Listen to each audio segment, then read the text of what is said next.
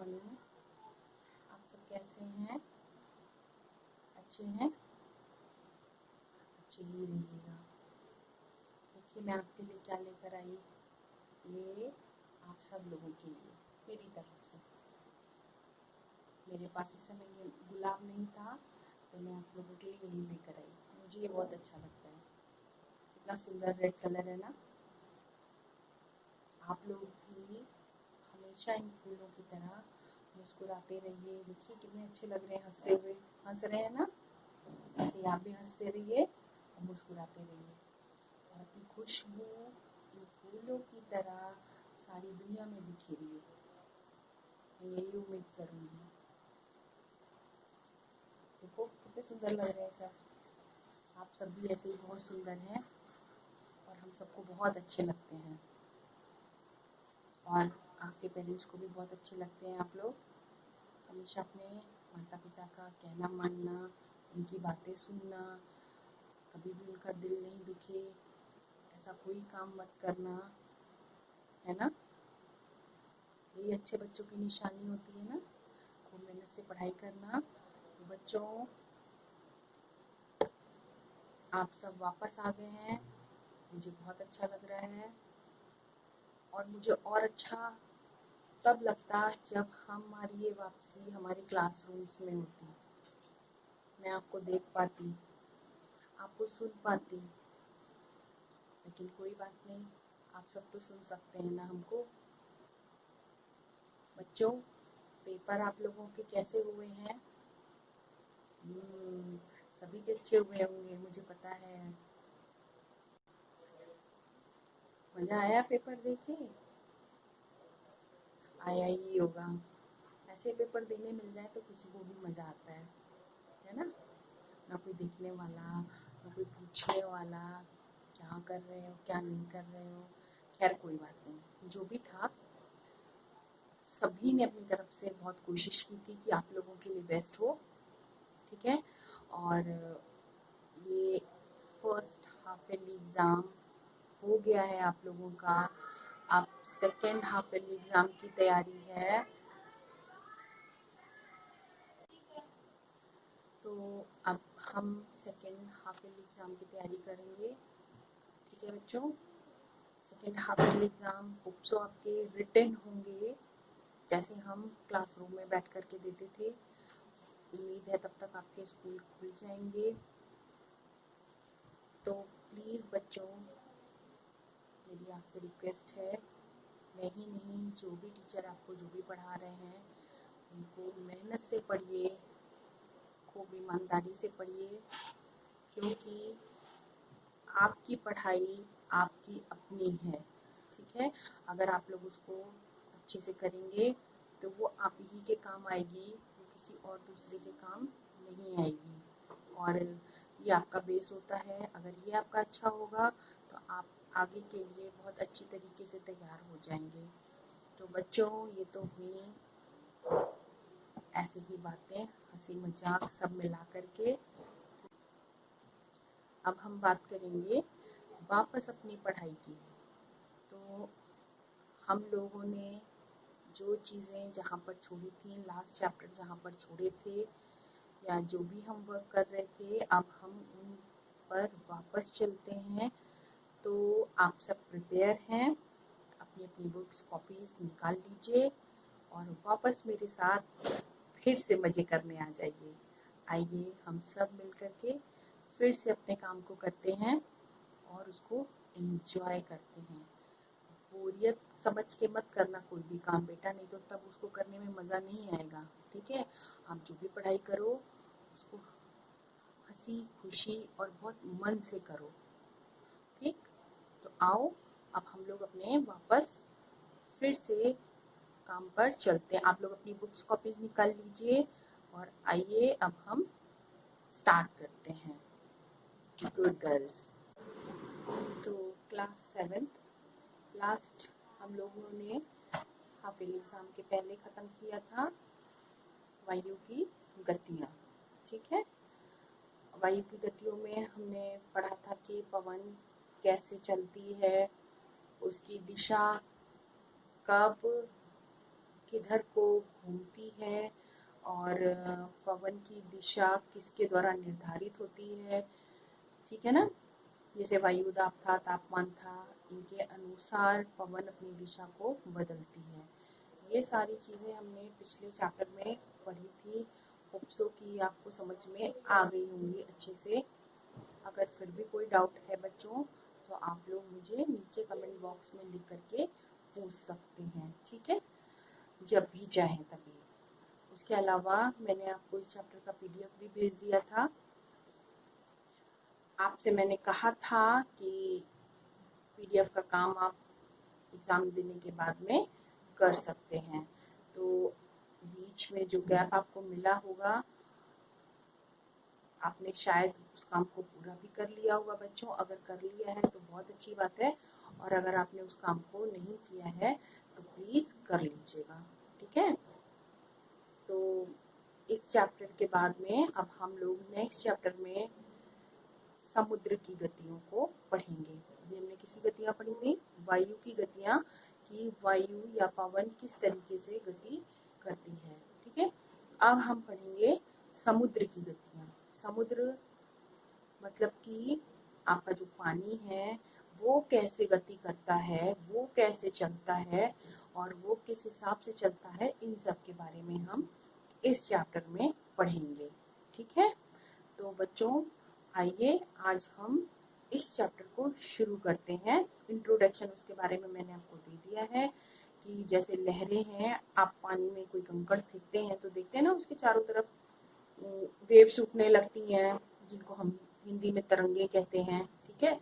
वो तरंगे कैसे बनती हैं और कैसे चलती हैं, या क्या होता है वो, कि कब बहुत तेज होती हैं, कब बहुत धीमी होती हैं, और कब इतना प्रचंड रूप ले लेती हैं कि उनसे बहुत सारा नुकसान भी हो जाता है। जैसे कि हमने आपको वायु की गतियों में बताया था कि जब पवन बहुत तेज चलती है तो वो बहुत प्रचंड रूप ले लेती है। आंधी से भी और बड़ा रूप, जिनमें चक्रवात टाइप के था, बहुत सारे टाइप मैंने आपको बताए थे। अलग अलग जगह पर उनको हम अलग अलग नामों से जानते हैं, चक्रवातों प्रति चक्रवातों को, और उनके द्वारा जो भी हानियां होती थी वो सब मैंने आपको पिछले चैप्टर में बताई थी। उसी तरीके से इस चैप्टर में भी होता है। जैसे वायु नुकसान पहुंचाती है, उसी तरीके से आपके समुद्र की जो लहरें हैं या जो पानी है वो भी हमें बहुत नुकसान पहुंचा सकता है। तो आइए अब बाकी डिटेल्स को हम इस चैप्टर के अंदर पढ़ते हैं। आइए शुरू करते हैं अपने चैप्टर को।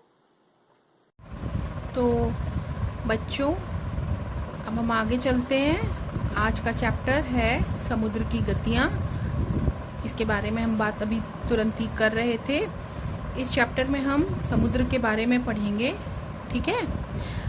तो सबसे पहली बात आपको मैं बताऊं कि हमारी जो पृथ्वी है जिसमें हम सब रहते हैं, उसके लगभग 71% भाग पर हमारे जल पाया जाता है, ठीक है। और शेष 21% जो हमारा भाग बचता है वो हमारा स्थल भाग है। क्लियर है? इतनी बात आपको पता है, हमने पिछले क्लास में भी पढ़ी थी और पिछले चैप्टर्स में भी हमने पढ़ी है कि हमारी पृथ्वी पर जल का भाग बहुत अधिक है और स्थल का भाग कम है। इसी जल की अधिकता के कारण हम पृथ्वी को नीला ग्रह भी कहते हैं, ठीक है। ये मैंने आपको लास्ट ईयर 6th क्लास में बताया था।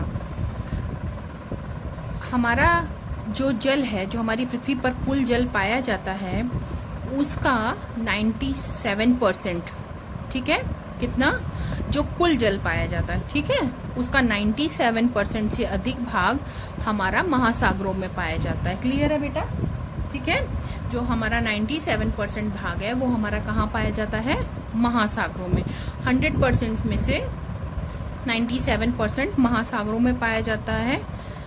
और इसी जल की प्रचुरता के कारण हम, यानी अधिकता के कारण, हम पृथ्वी को अनोखा ग्रह भी कहते हैं, ठीक है। क्योंकि और ग्रह जो हैं उन पर जल की मात्रा इतनी नहीं है, जल नहीं पाया जाता है उनमें, और इसी जल के कारण हमारी पृथ्वी पर जीवन है। क्लियर है बेटा? तो हम इसको, पृथ्वी को हम हरा ग्रह, नीला ग्रह और अनोखा ग्रह भी कहते हैं, ठीक। अब जो हमारा 97% जल है, ठीक है, वो हमारा कहाँ है? महासागरों में है। और महासागरों का जो जल है उसमें विभिन्न प्रकार के लवण उपस्थित होते हैं। लवण मीन्स नमक, ऐसे समझ लीजिए, ठीक है। तो महासागरों का जो जल है उसमें तरह तरह के विभिन्न प्रकार के लवण उपस्थित होते हैं और इन लवणों के कारण वो महासागर का जल जो होता है वो खारा होता है। क्लियर है? वो किसी काम लायक नहीं होता है, मनुष्य के किसी भी काम नहीं आता है। क्लियर है? देखिए ये आपका 100% है, ठीक है। इस 100% का ये 97% है, ये महासागर का जल है। क्लियर है? शेष हमारा 3% जल भाग जो बचता है वो हमारा 3% जो पानी है वो हमारा किस रूप में पृथ्वी पर विद्यमान है? हिमनदों के रूप में, ठीक है, बर्फ की परतों के रूप में और भूमिगत जल के रूप में, नदियों के रूप में वो हमें 3% जल मिलता है, ठीक है। बाकी 97% हमारा कहाँ है? महासागरों में। शेष 3% पानी जो खारा नहीं है वो हमें हिमनदों, भूमिगत जल और बर्फ की परतों के रूप में मिलता है। क्लियर है? ये 3% जल जो है वो खारा नहीं है। पूरे पानी का केवल 3% जो जल है वो खारा नहीं है, बाकी 97% जल खारा है जो कि मनुष्य के किसी भी काम नहीं आता है। क्लियर है बेटा? इस प्रकार का जो जल होता है वो हम अपने उपयोग में ले सकते हैं। तो बच्चों, जो हमारा 3% जल है उसमें से केवल हमारा 0.03% जो जल है वो मीठा है, ठीक है। पूरा जो 3% जो जल है हमारा, जो हमें हिमनद में या फिर भूमिगत जल के रूप में या फिर बर्फ के रूप में जो भी मिलता है हमें, उसमें से मीठे जल का बहुत कम भाग हमें प्राप्त होता है। मीठा जल मीन्स जिसको कि हम अपने पीने में इस्तेमाल करते हैं, ठीक है। ये जो जल है ये केवल हमें 0.03% ही मिलता है, ठीक है। इस चीज़ को ध्यान रखिएगा आप, ठीक। पूरा 100% में से अब आप सोचिए केवल 0.03% पीने योग्य जल है। इसीलिए बार बार कहा जाता है कि पीने के पानी को या पानी को खराब मत करो, वेस्ट मत करो, ठीक है। पानी को संभाल के खर्च करना चाहिए, क्योंकि जब हम पानी की अतिरिक्त बर्बादी करेंगे तो जो हमारा पीने योग्य या इस्तेमाल करने योग्य हमारा पानी है वो धीरे धीरे समाप्त होने लगेगा, और जब जल समाप्त हो जाएगा तो फिर हमारे जीने की संभावनाएं भी धीरे धीरे खत्म होने लगेंगी। क्लियर है बेटा? कहने के लिए तो हमारे पास पानी बहुत है, महासागरों में भरा पड़ा है, लेकिन वो महासागर, उनमें भरा हुआ पानी वो हमारे किसी भी उपयोग के लायक नहीं है। इसीलिए हम पानी का अनुभव कम करते हैं, यानी हमें पानी की कमी का अनुभव होता है, ठीक है। अब बड़ी बात है कि हमारे जो महासागर हैं कौन कौन से हैं और कहाँ पर स्थित हैं, ये आपको अपने मैप में फिल करना है, ठीक है। आप एक वर्ल्ड का, संसार का भौतिक मानचित्र लेंगे और उस भौतिक मानचित्र पर जो आपको महासागर अभी मैं बताने जा रही हूँ, उन महासागरों को आप उस मानचित्र पर भरेंगे, ठीक है। बहुत ध्यान से भरिएगा और ध्यान से देखिएगा, तभी आप उन मानचित्रों को, महासागरों को आप मानचित्र पर भर पाएंगे, ठीक। सबसे पहले हम नाम से उनको जानते हैं, फिर हम आपको बताएंगे कि वो कहाँ कहाँ पर है। तो नाम से जो हमारे महासागर हैं, प्रशांत महासागर ये सबसे बड़ा महासागर है, सारे महासागरों में ये सबसे बड़ा महासागर है, ठीक है। ध्यान रखिएगा, अगर आपसे पूछा जाता है सबसे बड़ा महासागर, तो आप प्रशांत महासागर का नाम लेंगे।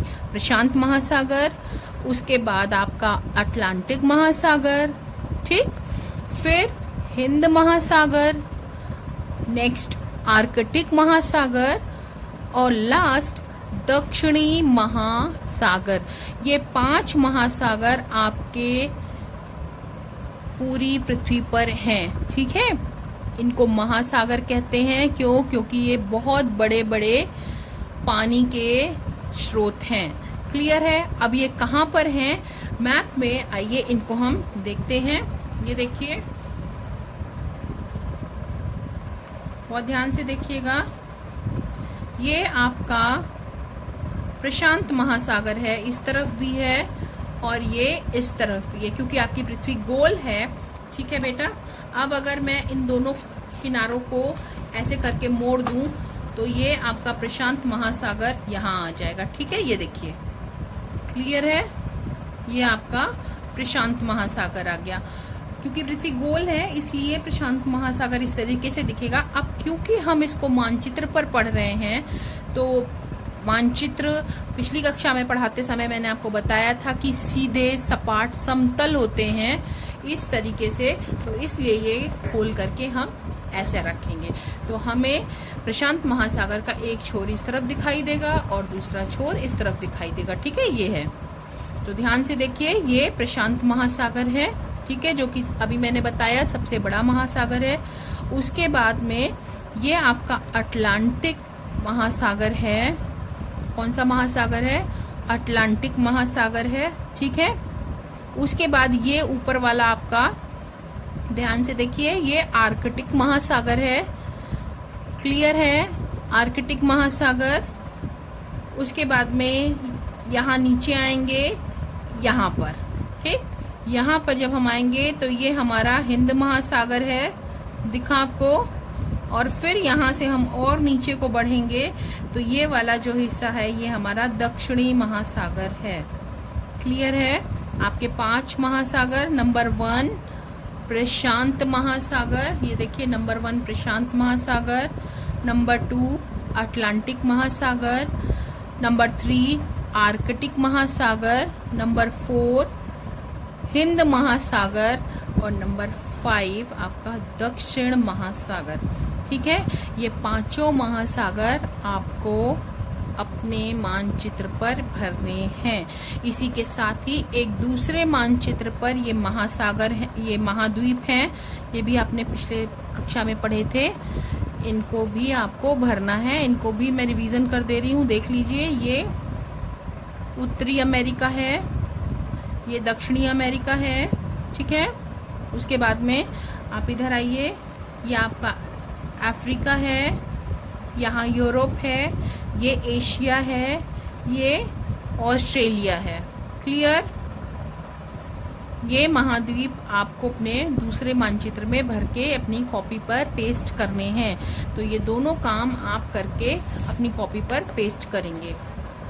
उसके बाद बेटा, ये तो हो गई बात पानी की, कितना पानी कहाँ है और कैसा है, हम कितना हमारे इस्तेमाल के लायक है, किसको कितने को हम उपयोग कर सकते हैं और कितना हमारे उपयोग के लायक नहीं है। अच्छा, कभी आपने देखा है ना, जब हम तालाब में कोई कंकड़ फेंक करके मारते हैं, ठीक है, तो क्या होता है, जिस जगह पर वो कंकड़ गिरता है जाकर के पानी में, जहाँ पर वो गिरता है वहाँ पर क्या होता है, उसके आसपास गोल गोल तरंगे सी बनती, लहरें सी बनती हैं, ठीक है, पानी हिलने लगता है। होता है या नहीं होता है? तो जो बीच का पानी है, जहाँ पर वो कंकड़ जाकर के गिरा है, वहाँ से वो तरंगे, लहरें उठ करके बाहर किनारे की तरफ को बढ़ने लगती हैं, ठीक है। होता है ना ऐसा? इसी तरीके से महासागरों के जल में भी होता है। जो महासागरों का जो जल होता है, पानी होता है, वो भी स्थिर नहीं होता है, वो भी चलता रहता है, गतिशील रहता है, ठीक है। अब आपको हो ऐसा, तो बच्चों, महासागरों की ये जो गति होती है वो ऊपर नीचे अगल बगल लगातार होती रहती है। ऐसा नहीं है कि पानी रुका हुआ होता है, ठीक है। ये गति कहीं पर तेज होती है तो कहीं पर धीमी होती है। महासागर के जल की ये जो गति होती है, इनको हम कई नामों से जानते हैं, जिनमें तरंग है, ज्वार भाटा है, महासागरीय धाराएं हैं, सुनामी है, ये सब हैं। ठीक है, ये सब महासागर की गतियां होती हैं। तो इनमें से कुछ आपके चैप्टर में हैं इस बार, जिनको कि हम पढ़ेंगे। तो हम पहले तरंग से शुरू करते हैं। ठीक है, तरंग क्या होती है?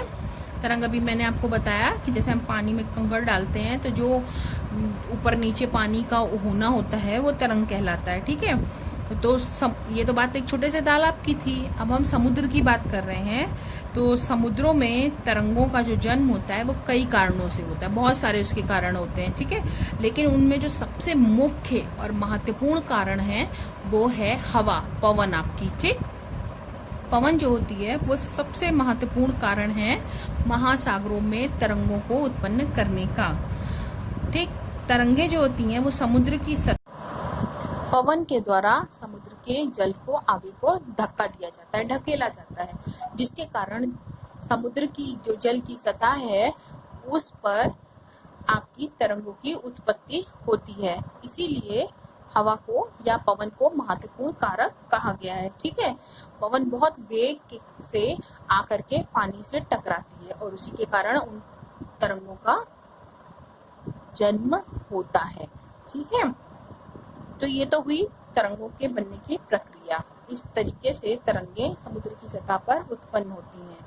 ठीक है, अब क्या होता है, जल की सतह से जब पवनें टकराती हैं तो वो उसे विभिन्न स्थान पर उठा देती हैं, जिससे क्या होता है, उनमें मोड़ पर पड़ते हैं। ठीक है, तो जल क्या होता है, धक्का लगने से ऊपर नीचे की ओर होने लगता है, जिन्हें हम तरंगे कहते हैं। क्लियर है बेटा? हवा से पुश करने के कारण जल में ऐसे करके मोड़ पड़ते हैं, जिनको कि हम तरंगे कहते हैं। क्लियर है? ये हो गई आपकी तरंग की डेफिनेशन। ये तरंग हम किसको कहते हैं। अब ये जो तरंगे होती हैं वो मौसम और दशा, ठीक है, मौसम की जो दशा होती है और पवनों की जो गति होती है उसके अनुसार ये तरंगे उग्र रूप धारण करती हैं। उग्र मतलब ऊंची। ठीक है, यानी कि ये तरंगे ऊंची नीची हो सकती हैं। जैसे पवन अगर बहुत तेजी से चल रही है तो वो उतना ही प्रेशर लेकर चल रही होगी, उतने ही वेग से आकर के समुद्र की सतह से टकराएगी और उस टकराने के कारण क्या होगा, वो तरंगे उतनी ही ज्यादा ऊंची होंगी। ठीक है, समझ में आ गई बात? अगर मौसम खराब है, पवन तेज चल रही है उस मौसम के कारण, तो क्या होगा, पवन की तरंगे, वो जो जल की जो तरंगे हैं, जल में उत्पन्न होने वाली तरंगे, वो ऊंची भी हो सकती हैं। समुद्र की ये जो विनाशकारी तरंगे होती हैं, जब ये कभी ऊंची होती हैं, ठीक है, बहुत तेज होती हैं जब ये, तब ये विनाशकारी भी होती हैं। क्लियर है बात? समुद्र में जो उत्पन्न होने वाली तरंगे हैं, जब वो ऊंची होती हैं तो वो विनाशकारी भी होती हैं। क्लियर है? अपने साथ ये बहुत तूफान लेकर आती हैं, जिसके कारण बहुत ज़्यादा हानि होती है, नुकसान होता है। क्लियर है? आपको इतनी बात समझ में आई? देखिए, अब इन तरंगों के कारण होता क्या है, हम भारत की बात कर रहे हैं, ये सभी जगह नुकसान पहुंचाती हैं, लेकिन जैसे भारत का ये आपका पूर्वी तट, ठीक है, पूर्वी तट आपका ये है, ये वाला तट, इस तट पर जब चक्रवात के कारण, बताया था मैंने आपको, चक्रवात के कारण क्या होता है, हवाएं बहुत तेज चलने लगती हैं, और जब हवाएं बहुत तेज चलेंगी तो वो उतने ही प्रेशर के साथ में समुद्र से टकराएंगी, और जब समुद्र से टकराएंगी तो ज़्यादा तेज चलने के कारण समुद्र पर ऊंची लहरें उठेंगी, और जब इस जगह पर चक्रवात के कारण ऊंची लहरें उठती हैं, तब क्या होता है, वो यहाँ आकर इस पूर्वी तट से टकराती हैं। ये मैंने आपको पिछले 6 क्लास में बताया था कि ये पूर्वी तट है और ये पश्चिमी तट है भारत का आपके। तो जब आकर के यहाँ तट पर टकराती हैं तो क्या होता है बेटा, वो बहुत ज़्यादा जन और धन की हानि लेकर आती हैं और लोग वहाँ पर रहने वाले लोगों को नुकसान पहुँचाती हैं। ठीक है, तो ये भारत के इस पूर्वी तट पर इन हवाओं या आपकी तरंगों से काफ़ी बड़ी जनधन की हानि होती है। इसी कारण जब चक्रवात आने वाला होता है तो रेडियो पर, दूरदर्शन पर या समाचार पत्रों के माध्यम से लोगों को सतर्क किया जाता है ताकि वो आने वाली इस समस्या से निपट सके। ठीक है, उसके लिए लोग अपने भी प्रयास करते हैं और सरकार की तरफ से भी प्रयास किए जाते हैं, लोगों को सुरक्षित स्थानों पर पहुंचाया जाता है। तो ये तो थी तरंगे। आज के वीडियो में हम इतना ही पढ़ेंगे, इसको आप रिवीजन करेंगे और बहुत ध्यान से देखेंगे, समझेंगे। जो होमवर्क आपको मैंने बताया है उसको आप मैप पर फिल करके अपनी कॉपी पर पेस्ट कर लेंगे। क्लियर है? तो आज के लिए इतना ही। नेक्स्ट हम अगले वीडियो में पढ़ेंगे। Thank you.